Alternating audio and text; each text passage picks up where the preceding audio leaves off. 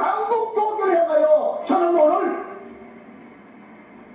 하나님의 위대한 말씀을 선포하려고 저는 1997년 어느 아침 새벽 기도 시간에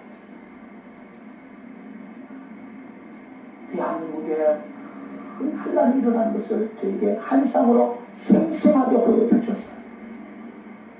그 환상이 대한민국 땅에 제2의 유교가 일어났습니다. 3.1 전쟁이 일어났습니다.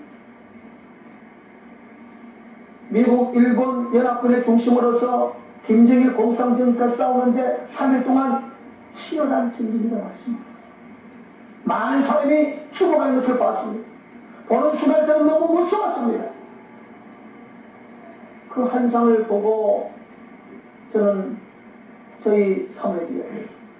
그리고 저는 그렇게 생각해 봤습니다. 그건 하나님이 주신 환상이 아니다. 저는 그때까지만 해도 국가안보에 대해서 전혀 관심이 없는 목사였어요. 제가 배웠던 칼빈주 신학은 현실 정치로 말고는 거리가 먼 신학입니다. 관심이 없었어요. 그건 소위 말해서 개꿈이다. 절대로 그런 일이 나지 않을 것입니다. 그런데 그 환상을 본 13년이 지난 오늘의 역사를 뒤돌아보면 그렇지 않습니다. 제가 그 환상에 대해서 학습을 얻은 것은 2000년도에 서울에서 경기도 하성 매성면 천천히 매성 영락교에 부임해와서 제가 하성 남친당불의 진실을 2002년 11월 28일 날 보내서 2003년 3월 1일부터 하성 남친당불 현장 본부장이라는 사역을 감당하면서부터 하시는 하나님이 97년에 보여주셨던 그 환상이 그냥 보여주는 것이 아니구나.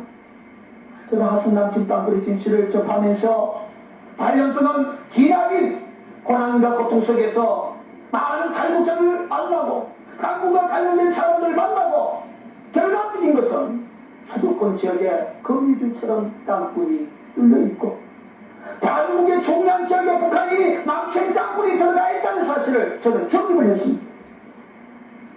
여러분 생각해 보십시오. 지금 대한민국이 저는 한 주간 요한계시록을 읽으면서 신학을 한독을 한 주간에 제가 했어요. 그 중에 요한계시록 16장 13절에서 보면은 그런 말씀이 있습니다. 내가 봄에 개구리 같은 새 더러운 영의 입과 짐승의 입과 거짓 선지자의 입에서 나오니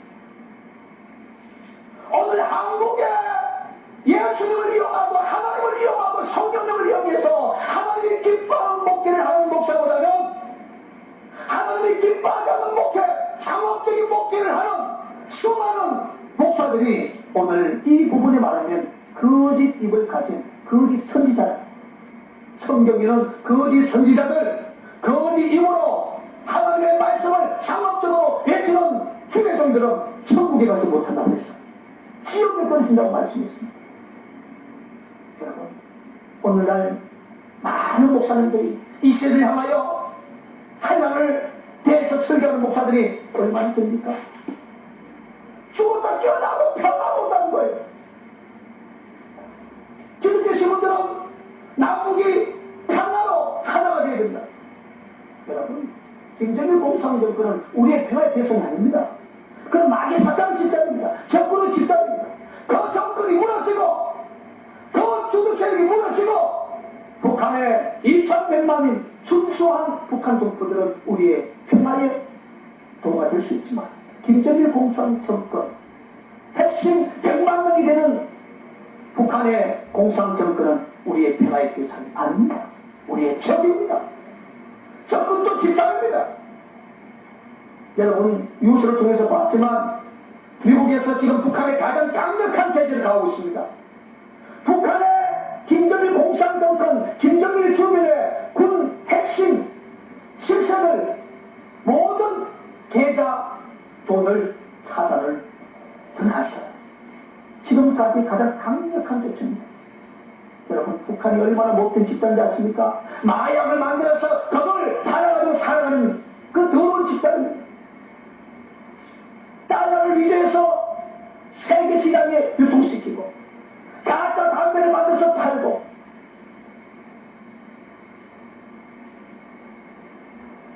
핵무기, 미사일 이런 대량 살상 무기를 만들어서 파는 그 집단이 김정일 공산 집단.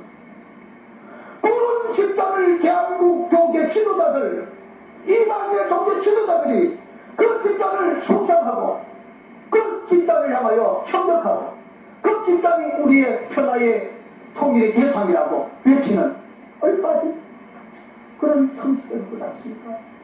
이번에 한상열 목사가 평양 가서 천안함 사건은 이명박 정부의 만행이라고 얼통덜통 되지 않는 그러한 거짓된 말을 하고 있습니다.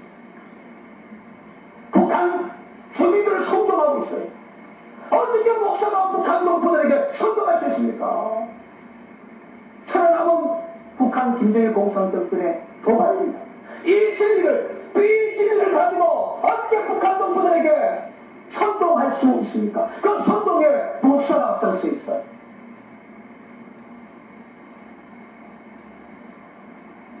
그는 분명히 8월 15일 날 판문점을 통해서 귀국을 한다는데 국가보안법에 의해서 강력하게 그런 법적인 처벌을 받고 구속돼야 됩니다.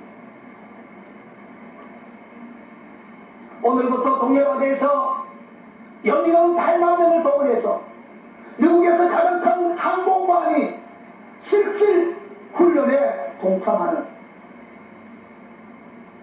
최첨단의 무기가 실질적인 훈련에 동참하는 훈련이 오늘부터 수요일까지 이루어져 가고 있습니다. 여러분, 그 훈련을 우리는 깊이 생각해봐야 합니다. 여름에 천둥이 치면 그 소나기가 온다는 사실을 그 누구든지 알아야 됩니다. 그런데 한국교회 목사들은 천둥이 쳐도 비 안 온다. 대한민국 영원한 평화가 지속될 것이다. 지금 대한민국의 생각과 미국의 생각과 외국인들이 바라보는 기존의 생각과 180도 틀려요. 저는 이건 이명박 정부에게 말합니다.